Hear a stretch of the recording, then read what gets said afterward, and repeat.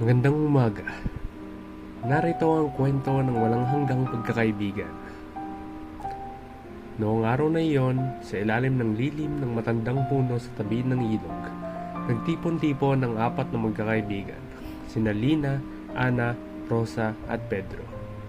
Sila ay magkababata. Lumaki sa parehong maliit na bayan na tahimik at payapa. Sa bawat tag-ulan, nagtatampisaw sila ng tubig sa ilog. At sa tag-araw, nagkukwentuhan habang nakaupo sa ilalim ng punong iyon. Sa mga oras ng hirap, sila ang sandigan ng isa't isa. At sa mga panahon ng saya, sila ang unang nagtatawan.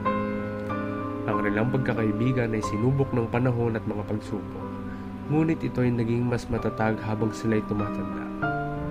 Si Lina, mula pa noong bata ay palaging nangarap na maging isang guro. Mahilig siyang magturo sa mga batang mas bata sa kanila.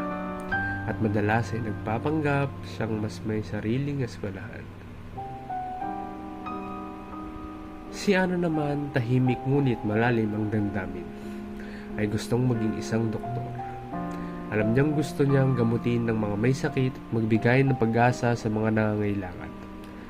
Si Rosa ay likas na masiyahin at mapagmahal. Kaya't ang pagiging isang social worker ang kanyang inaasam.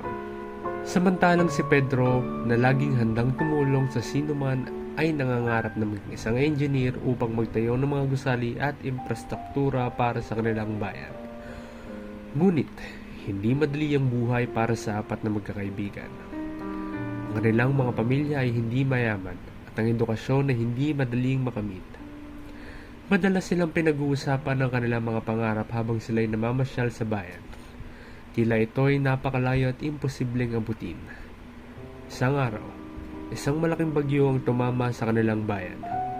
Maraming bahay ang nasira at ang kanilang mga pangarap ay tila inanod ng tubig baha. Subalit, sa gitna ng trahedya, nagsilbing liwanag ang kanilang pagkakaibigan. Silang nag-organisa ng pagtulong sa kanilang mga kababayan. Nagtayo ng mga pansamantalang tirahan at nagbigay ng pag-asa sa mga nawala ng tirahan. Ang krisis na iyon ay nagpatatag sa kanilang determinasyon. Pagkatapos ng ilang taon ng pagsisikap at sakripisyo, natupad ng bawat isa ang kanilang mga pangarap. Si Lina ay naging isang guro at nagtuturo sa kanilang munting paaralan. Si Ana, sa kabila ng mga balakid, ay naging isang respetadong doktor at nagbigay ng libreng serbisyong medikal sa mga kababayan. Si Rosa naman ay naging isang social worker na tumutulong sa mga nangangailangan. At si Pedro ay naging isang engineer na nagdisenyo ng mga tahanan at infrastruktura para sa kanilang bayan.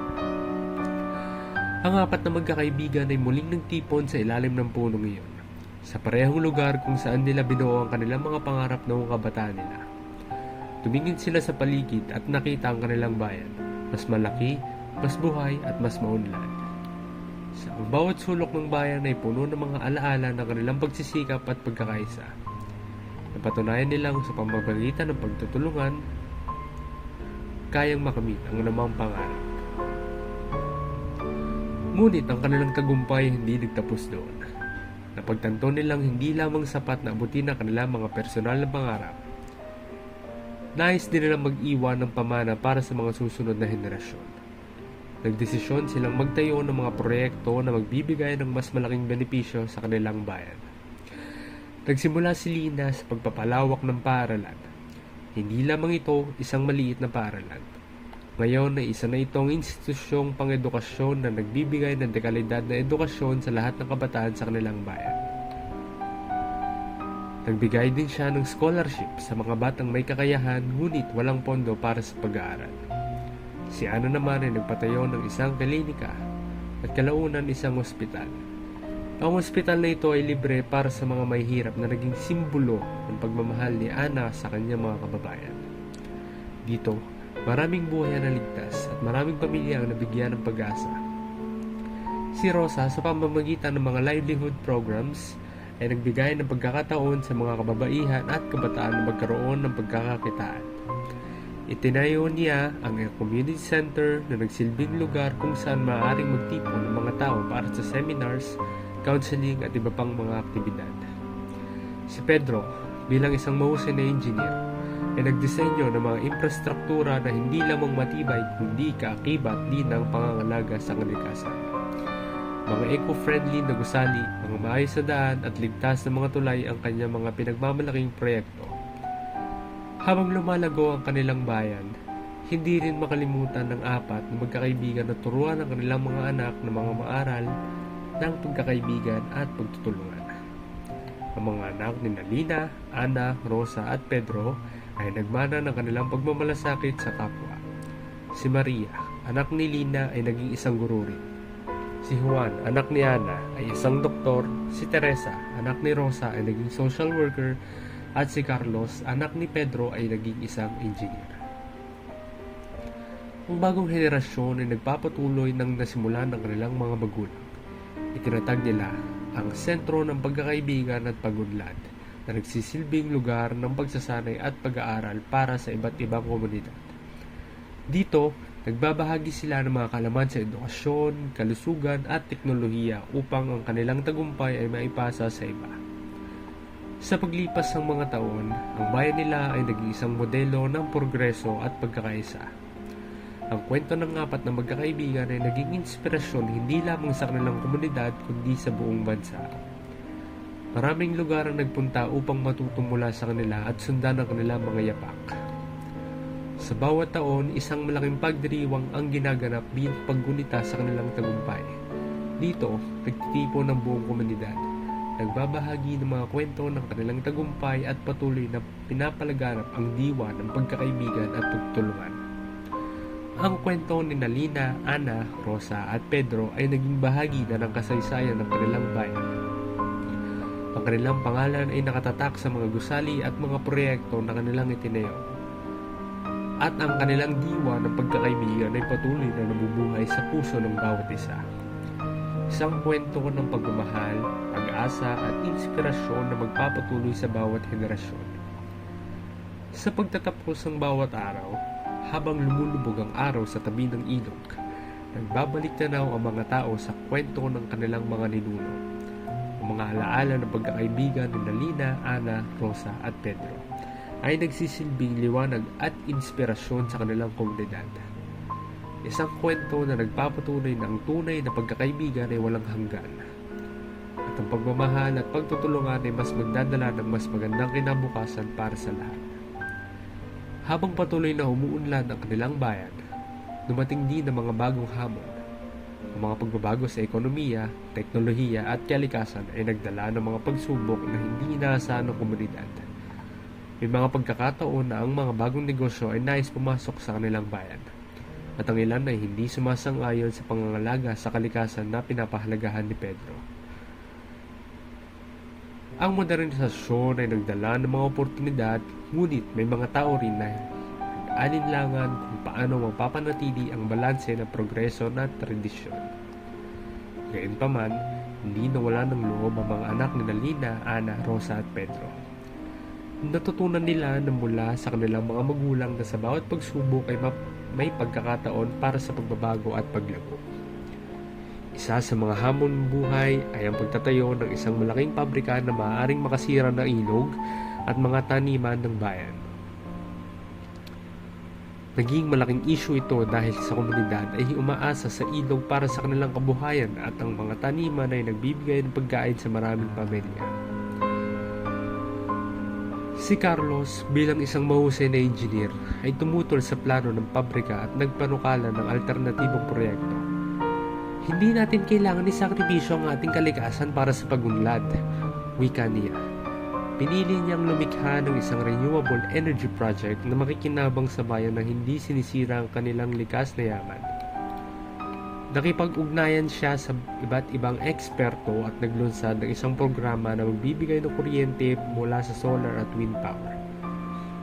Ang proyekto ni Carlos ay naging matagumpay at hindi lamang napigilan ang pagtatayo ng pabrika, kundi nagbigay rin ito ng inspirasyon sa iba pang mga bayan na magpatupad ng mga makakalikasan at sustainable na solusyon. Habang lumalaki ang kanilang mga bata sa kanilang bayan, naging mas malaki ang pangangailangan para sa edukasyon. Si Maria, anak ni Lina, ay nagtrabaho kasama ang iba pang guro upang makapagtatag ng mga bagong paaralan at mga programa sa pagsasanay. Ang edukasyon ay naging sentro ng kanilang pagunlad.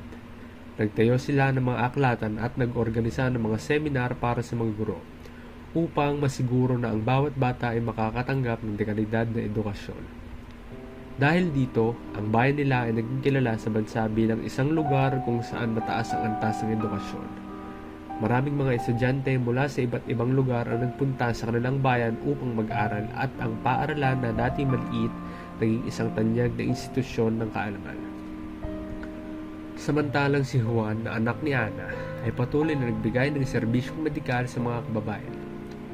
Naging bahagi ng kanyang misyon ang pagbibigay diin sa preventive healthcare. Hindi lang tayong dapat mag-alala sa paggamot ng may sakit, kundi sa pagpigil nito, ani Juan. Nagtatag siya ng health seminars at free medical check-ups bukod sa ospital. Nagtayo rin siya ng mga health stations sa mga liblib na lugar upang mas maraming maabot ang serbisyong medikal ng mga tao. Sa ganitong paraan, bumaba ang bilang ng mga malulubhang sakit sa kanilang bayan at naging mas malusog at produktibo ang mga tao. Si Teresa naman, anak ni Rosa, ay nagpatuloy sa kanyang mga programa sa social welfare. Ngunit ngayon, mas pinalabok pa niya ang mga ito. Nakapag-ugnayan siya sa mga organisasyon mula sa iba't ibang bansa upang makakuha ng suporta para sa mas malalaking proyekto. Naglunsad siya ng mga livelihood programs para sa mga kabataan at mga walang trabaho. Isa sa kanyang pinakamatagumpay na programa ay ang pagtataguyod ng isang kooperatiba para sa mga kababaihan, kung saan natututo sila ng iba't ibang kasanayan tulad ng pananahi, paggawa ng handicrafts at pagnenegosyo. Dahil dito, maraming mga pamilya ang nakaahon mula sa kahirapan at nagkaroon ng sariling kabuhayan. Ang kooperatiba ay naging simbolo ng pagkakaisa at pagtutulungan sa kanilang bayan, at ito'y kinilala sa buong bansa. Sa kabila ng mga hamon, ang bayan ay patuloy na naging matagumpay at nabasigla. Ang kwento ni Lina, Ana, Rosa at Pedro ay patuloy na nagbibigay inspirasyon sa bawat mamamayan. Ang kanilang mga anak kasama ang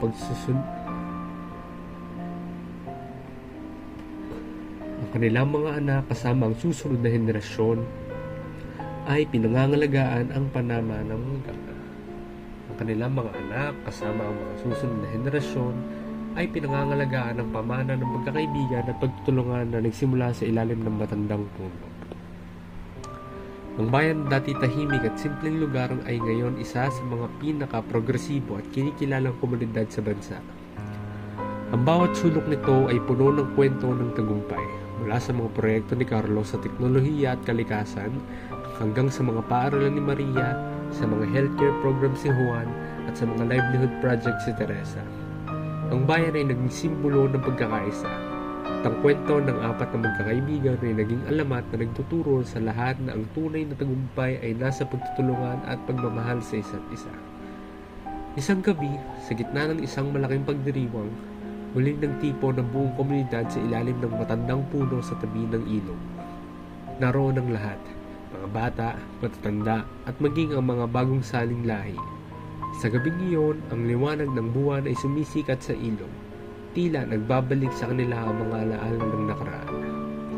Habang nagtitipon ng mga tao, isang grupo ang mga kabataan nagtanong, "Paano nagsimula ang lahat ng ito?" Tumayo si Maria at nginitian ng mga kabataan. Nagsimula ito sa apat na magkakaibigan na hindi kailanman sumuko sa kanilang mga pangarap at sa isa't isa. Ang kwento ni Lina, Ana, Rosa at Pedro ay muling isinalaysay. Ang kanilang pagsubok, tagumpay at walang hanggang pagkakaibigan at sa bawat pagbanggit ng kanilang pangalan, ang mga tao ay muling nagpapaalang hindi lamang sa mga nagawa nila, kundi sa diwa ng pagkakaisa at pagtutulungan ng kanilang iniwan. Sa pagtatapos ng gabi, habang ang lahat ay nagpapahinga, muling tiningnan ni Maria, Juan, Teresa at Carlos ang ilog at ang matandang puno.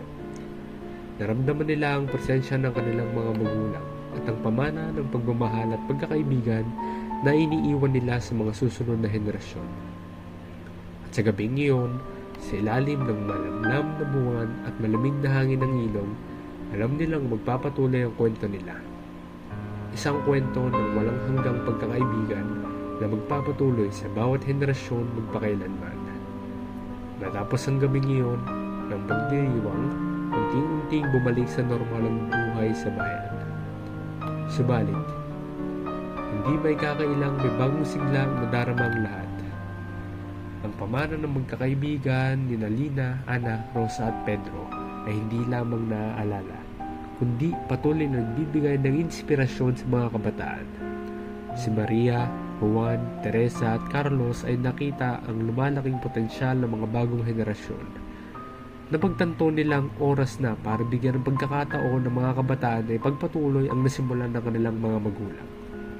Isang umaga, habang sila nagtitipon sa dating lugar sa tabi ng ilog, napagdesisyonan nila na magtayo ng isang organisasyon na tatawaging Kabataang Pagkakaibigan. Ang layunin nito ay bigyang boses at kapangyarihan ng mga kabataan ng bayan upang maging mga lider at tagapagtaguyod ng mga programang pangkomunidad. Ang Kabataang Pagkakaibigan Ang Kabataang Pagkakaibigan ay agad na naging tanyag sa mga kabataan ng bayan. Marami ang nais makibahagi at magambag sa kanilang mga kakayahan. Mabilis silang pinalano ang mga proyekto, mga environmental cleanup drives, community workshops at mga sports activities. Ang mga kabataang ito ay naging mas aktibo at mas masigasig na naglingkod sa kanilang komunidad, tulad ng kanilang mga magulang. Si Miguel, ang anak ni Maria, ay naging isa sa mga leader ng grupo. Isa siyang matalinong bata na mahilig sa teknolohiya at may interes sa pagpapalawak ng edukasyon sa pamamagitan ng digital learning. Mabilis niyang ipinakilala ang mga programa na nagtuturo sa mga kabataan kung paano gamitin ang teknolohiya sa mga positibong paraan, tulad ng paggawa ng mga online educational content at pagtuturo ng computer literacy sa mga liblib na lugar. Samantalang si Elisa, ang anak ni Juan, ay nag-focus naman sa kalusugan ng mga kabataan. Bilang isang inspirasyon mula sa kanyang ama, nagtayo siya ng mga health and wellness camps kung saan tinuturuan ng mga kabataan ng wastong nutrisyon, mental health awareness at first aid training. Habang lumalago ang mga kabataang pagkakaibigan, mas marami ang nakikibahagi sa kanilang mga advokasya. Naging modelo sila para sa ibang-ibang komunidad. Naging modelo sila para sa ibang komunidad na nais ding magkaroon ng ganitong uri ng pagkakaisa. Dahil dito, nagkaroon sila ng mga partnership sa iba't ibang bayan at lungsod upang mas palawakin pa ang mga kanilang mga proyekto. Si Carlos na ngayon ay isang respetadong engineer ay nagtuturo sa mga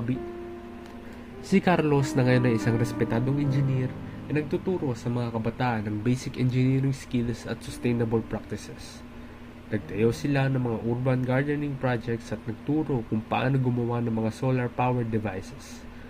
Sa pamumuno ni Miguel, nagtayo rin sila ng mga co-working spaces para sa mga kabataan na nais mag-aral at makipag-collaborate sa iba't ibang proyekto.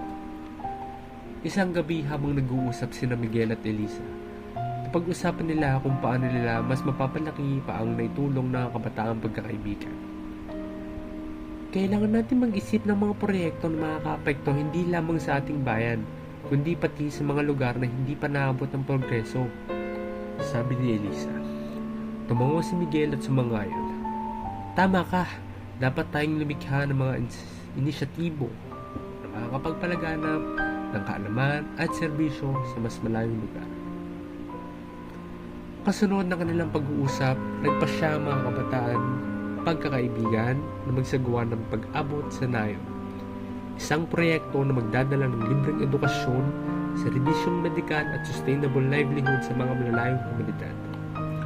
Sa tulong ng kanilang mga magulang at ng komunidad, naglunsad sila ng mga mobile schools at health clinics na maglibot sa iba't ibang baryo sa paligid ng kanilang bayan. Ang mga kabataan mismo nagtuturo sa mga bata sa mga liblib na lugar. Samantalang si Elisa at ang kanyang team ay nagbibigay ng mga medical check-up at health seminars. Kasama rin sa mga proyekto ang pagtuturo ng agrikultura at tamang pangangalaga sa kalikasan sa mga baryo upang masiguro na magpapatuloy ang kanilang kabuhayan sa maayos at sustainable na paraan. Mabilis na kumalat ang balita tungkol sa proyekto ng makabataang pagkakaibigan. Maraming mga komunidad mula sa iba't ibang parte ng bansa ang tumulong sa mga programa at maging ang pamahalaan ay kinilala ang kanilang inisyatibo. Mga liblib na baryo na dati malayo sa progreso ay unti-unti nagkaroon ng akses sa edukasyon, kalusugan at kabuhayan. Habang patuloy na lumalago ang proyekto, si Miguel at Elisa ay napansin ng malaking pagbabago hindi lamang sa komunidad na kanilang natulungan, kundi pati na rin sa kanilang sarili. Nakita nila kung paano ang simpleng pagkilos ng pagtutulungan ay maaaring magdala ng napakalaking epekto. Sa pagtatapos ng taon, muli nilang ipinagdiwang ang kanilang pista ng pagkakaibigan. Ngunit sa pagkakataong ito, ang selebrasyon ay hindi lamang para sa bayan, kundi para sa lahat ng lugar na kanilang natulungan. Muling nagtipon-tipon ang komunidad sa ilalim ng matandang puno sa tabi ng ilog, kasama ang mga bagong kaibigan mula sa malalayong lugar. Sa gitna ng kasiyahan, si Miguel ay tumayo sa entablado upang magbigay ng pasasalamat. Ang lahat ng ito ay nagmula sa simpleng pagkakaibigan ng 4 na tao, si Lina, Ana, Rosa at Pedro. Ang kanilang pagkakaibigan ay patuloy na nagbibigay sa atin ng lakas at inspirasyon na maglingkod sa isa't isa. Ang kwento nila ay nagpapaalala sa atin na walang hanggang ang kapangyarihan ng pagkakaisa. Nagpalakpakan ng mga tao at napatitig sa ilog, kung saan ang kwento ng pagkakaibigan nila Alina, Ana, Rosa at Pedro ay nagsimula.